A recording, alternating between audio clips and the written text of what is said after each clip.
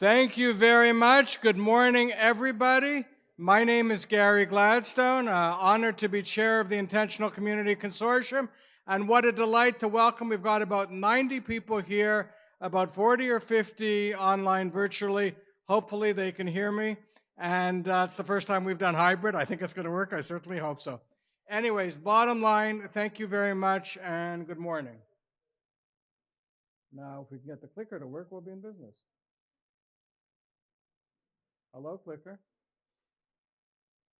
The one thing I didn't check. There we go. No? Okay. Got to hold it this way. None of that. Okay, so I'm going to start with a couple of opening remarks. We'll go with land acknowledgement, the agenda, and what's been happening with the ICC. Contact information is up there if anybody wants, and we will be sending out these slides after. We begin by acknowledging that the Intentional Community Consortium is located in the city of Vaughan on the traditional territory of the Huron-Wendat, Haudenosaunee, and Anishinaabe peoples, and is now home to many First Nations, Inuit, and Métis peoples.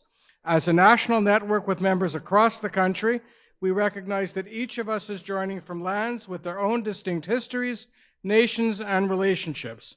We encourage everyone to take a moment to reflect on the Indigenous peoples whose lands you are on today. Indigenous teachings remind us that community is built through relationship, responsibility, and care for one another, especially for those who may be vulnerable or marginalized. These teachings align deeply with ICC's work to advance inclusive housing, belonging, and lifelong supports for people with developmental disabilities, not as an act of charity, but as a shared responsibility to ensure dignity, safety, and connection for all. In acknowledging the land, we also acknowledge the ongoing impacts of colonialism, including displacement, exclusion, and inequitable access to housing and supports, realities that continue to affect Indigenous communities and people with disabilities today. Our work calls us to listen, to learn, and to act in ways that promote reconciliation, accessibility, and inclusive communities where everyone has a place to call home.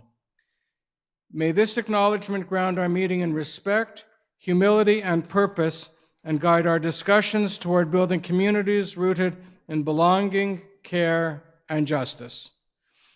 And with that, I would like to call on Brad Saunders, CEO of Community Living Toronto, to speak with us about Moosehide Campaign Day and We All Belong. Morning, everyone. I wanted to thank Rena, our host today, and Gary for the ICC for pulling us all together. Such a great time to get together, so much happening in housing, and good to spend part of a day with people that are so enthusiastic about this. Before we begin today, I wanted to acknowledge that May 14th is the Moosehide Campaign Day, which is a national movement committed to ending gender-based violence and creating safer communities for women, children, and all people. The campaign began in British Columbia along the Highway of Tears, where Indigenous women and girls have disproportionately experienced violence and disappearance. After a hunting trip, the founders Paul and Raven Lacerte distributed small squares of moosehide as a symbol of men's commitment to stand up against violence and to walk together in the spirit of reconciliation, respect, and responsibility.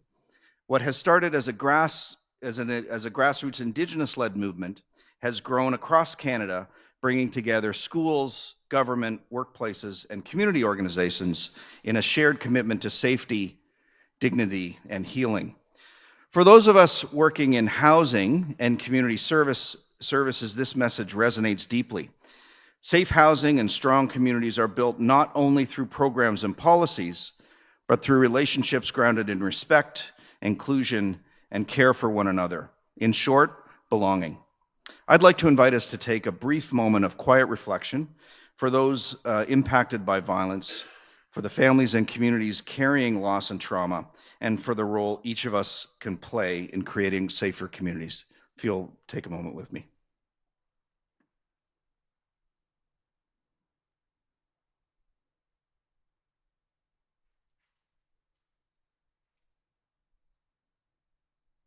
Thank you. Thank you very much, Brad. I guess I should check with the crew. Is everything okay virtually? Think they can hear me okay? Yeah? That's all good everywhere? Okay. So those of you who are virtual, any comments you wish, please feel free to type them in the chat. And Joseph, who will introduce in a moment more formally, will be checking on that. So the agenda is up here. We've got 2 virtual presentations from Deputy Minister Daniele Zanotti and the briefings from Simone Pearl. Otherwise, everybody, thank you very much, is here and present, and we have an exciting day planned. Of course, everybody knows, I think you do, the ICC finding solutions to the affordable housing crisis faced by individuals with diverse abilities, focusing on housing, support services, and community engagement. And I should tell you, we are now over 70 agencies nationally, and the most recent signing was Michelle Bielak from Peel Community Land Trust. Thank you very much. Housekeeping-wise, shame on me for not mentioning, the washrooms are right outside these doors, so you go out the doors, come back, there's a little bit of an oval, and the washrooms are right there. Of course, we've got coffee and tea, and I believe some nush up at the front, and lunch, of course, will be coming later. So the ICC board, just let me formally introduce. David Petkow, Vice Chair from CARES Disability Services, is virtual. David, thank you for all you've done. Norma Wispling, our newest member of the board, live from Calgary. Thank you very much for coming in as the treasurer. Patricia Franks, as I introduce her now as a member of the board, let me formally thank her in front of everybody. She has been